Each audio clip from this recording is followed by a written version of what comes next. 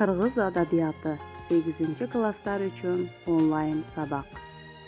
Саламатсыңарбы менин сүйүктүү окуучуларым?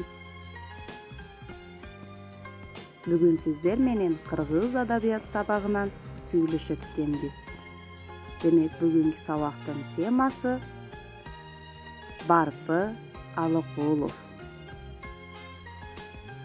Кыргыздан чыккан Барпы ырчы кыйланы жеңген алп ырчы Байдылда Сорногоевдун ою.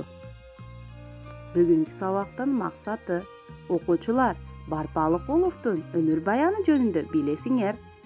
Барпы Алыкуловдун ырларын көркөм окуй аласыңар жана ырдын жаратылышын билесиңер. Ак пейилдүү болууга үйрөнөсүңөр.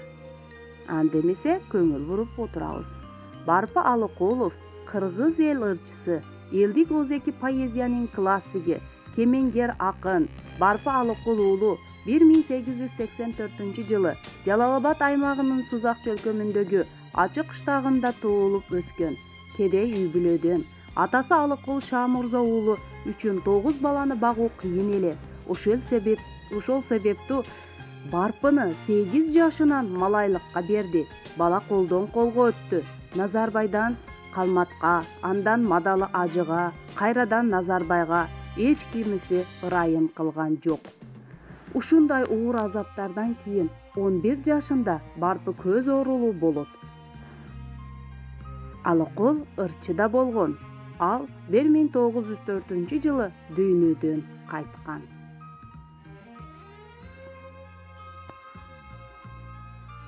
Алдап соолап пайданы, байдан көрдүң эшенин.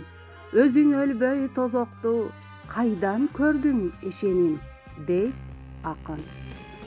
Бүгүнкү сабактын сөздүктөрүн дептерибизге жазып алабыз жана эсте тутууга аракет жасайбыз.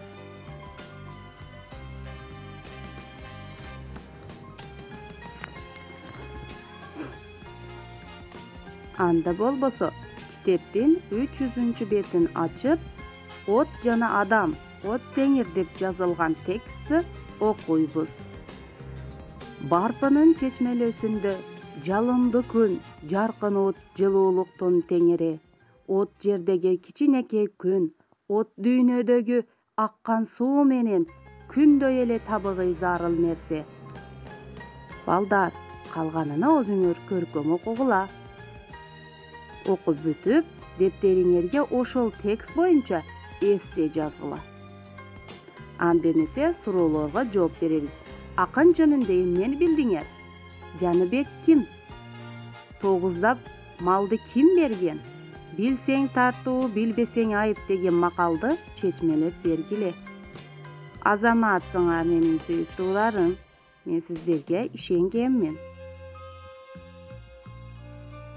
Ырды көркөм окугула.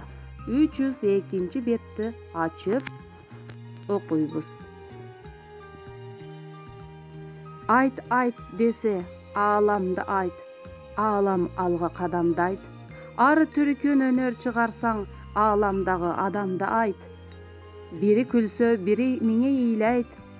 Акыйкатсыз заманды айт. Калганын өзүбүз улантабыз. Азаматсыңар. Окуучулар, китебибизде акындын бир катар ырлары берилген. Келгиле ошолор менен тааныштырып утайын. Ынтымак, дүнүйө, көз, күн, шамал деген ырлары бизге берилген. Бул ырлар менен кийинки сабактарда маалымат аласыңар жана таанышасыңар. Үйгө тапшырма менен таанышып алгыла.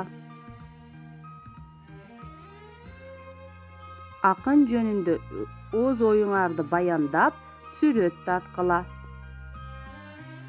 Жана Барпы мунарасын бийиктиги жөнүндө билип келгиле. Сабак сиздерге түшүнүктүү болдубу? Анда эмесе саламатта